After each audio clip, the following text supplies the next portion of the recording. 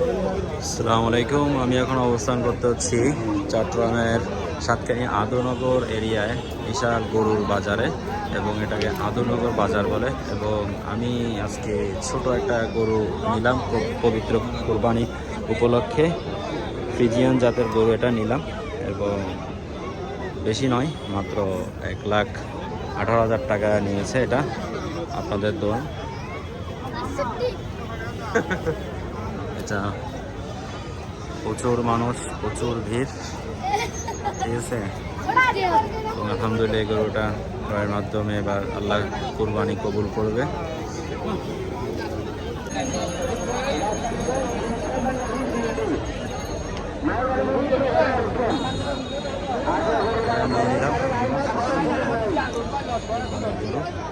Friesian জাতের গরু